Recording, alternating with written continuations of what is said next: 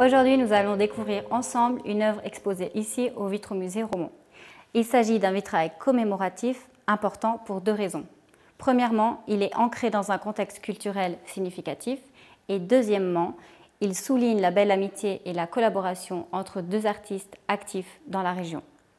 L'artiste qui réalise cette œuvre est Alexandre Singria. Il est né à Genève, mais originaire de Raguse. Il est peintre, verrier, décorateur et mosaïste, et il est à la tête d'un groupe réputé, le groupe de Saint-Luc.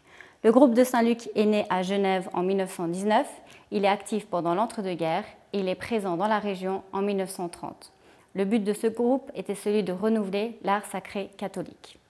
Si l'on regarde l'œuvre en général, on peut voir que la couleur est omniprésente. En effet, il faut savoir que dans l'art de Singria, la couleur est un indicateur phare de sa technique.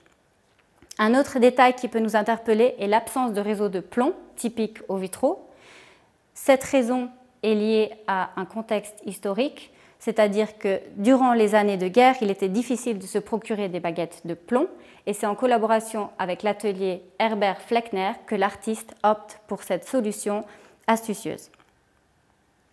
Si l'on zoome sur le panneau central, on peut identifier avec facilité la vieille ville de Romont. On la reconnaît grâce au clocher de la collégiale, les tours et le rempart du château. Au-dessus, on peut lire à Fernand Dumas, ses amis en souvenir du 4 janvier 1942. Alors pourquoi le nom d'un architecte fribourgeois est mentionné dans ce vitrail? Tout simplement parce que Fernand Dumas était un ami et collaborateur d'Alexandre Singria. Alexandre Singria offre ce vitrail à une occasion particulière. C'est à l'occasion de son 50e anniversaire que son ami lui réalise ce vitrail.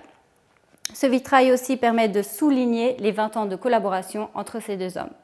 Témoin de cette collaboration, on retrouve ici les édifices dans lesquels les deux hommes ont œuvré ensemble.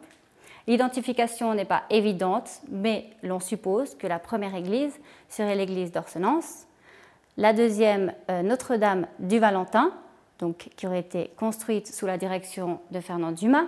Ensuite, Saint-Pierre à Fribourg, qu'on reconnaît grâce à la rosace.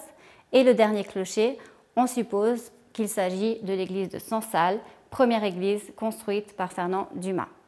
Dans ce vitrail, d'autres détails peuvent attirer le regard. De chaque côté du blason de la famille Dumas, on retrouve deux personnages qui font référence au prénom de l'architecte et de sa femme André.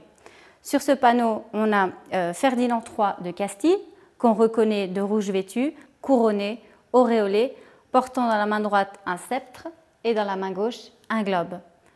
Devant son genou, on reconnaît donc le blason d'or qui fait référence à la maison d'Aragon. Sur ce panneau, Saint-André, qu'on reconnaît grâce aux croix dites de Saint-André, sur l'habit, derrière le sein et au sommet.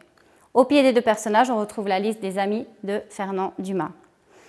Il est important pour conclure de prendre conscience qu'en regardant, admirant ce vitrail, on est témoin de la vie intense culturelle qu'il y avait à Romont dans les années 1920-1930.